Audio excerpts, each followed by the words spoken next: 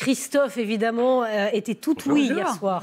Ah oui, oui. Évidemment, j'étais tout oui. Dîner de charité, Harry a parlé. Exactement, enfin, le prince Harry a pris la parole. Panique à Buckingham. Épisode suivant, c'est la suite générique.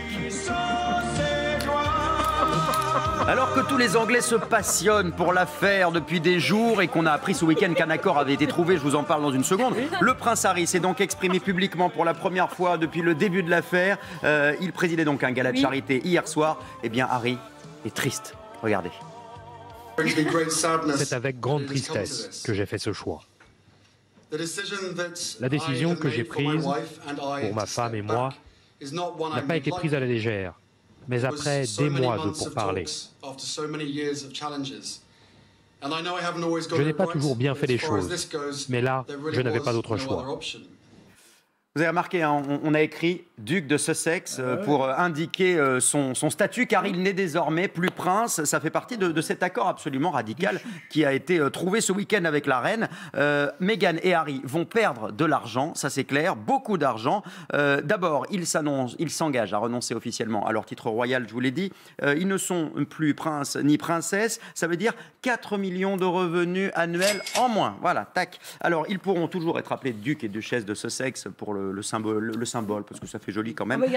C'est un petit peu classe quand même, mais c'est plus symbolique qu'autre chose. Hein. Ça n'est pas un titre royal en tout cas. Ah non. Le couple s'engage. C'est pas mal quand même, duc et duchesse. Non, alors honnêtement, c'est pas terrible. Hein. C'est vraiment juste pour faire joli sur la carte de visite, mais c'est pas terrible. Ah oui, le couple s'engage aussi à rembourser les presque 3 millions d'euros qu'ils avaient engagés pour faire des travaux dans leur résidence officielle de Buckingham. Ça fait beaucoup d'argent, me direz-vous. Comment compenser? Eh bien, les Britanniques ont des idées. On leur a posé la question, les équipes de TF1 ce week-end. Écoutez. Ils sont vraiment très populaires, donc ils pourraient se faire payer pour donner des conférences ou des trucs comme ça.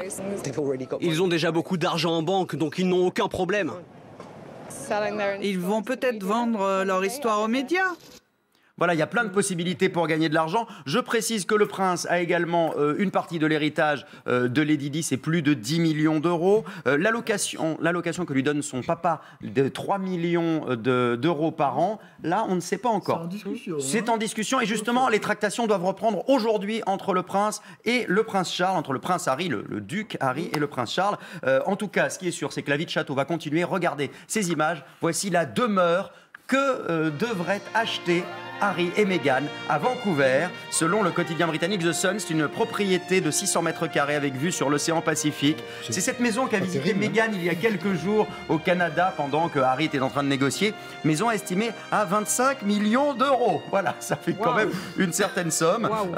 Alors, tout ça pourrait presque ressembler, quand on voit ces images, à un conte de fées avec happy end.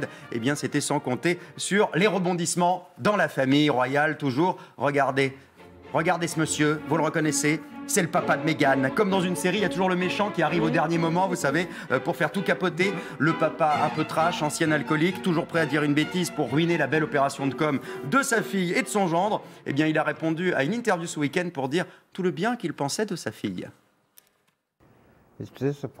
C'est décevant parce qu'elle a eu tout ce qu'une petite fille peut rêver. Devenir une princesse et avoir tout ça. Apparemment, 3 millions de dollars et une maison de 26 pièces, ce n'est pas assez pour eux. Ils détruisent les institutions, ils les rendent miteuses, ils les dévalorisent. Ils transforment ça en supermarché avec une couronne dessus. C'est vraiment ridicule. Ils ne devraient pas faire ça.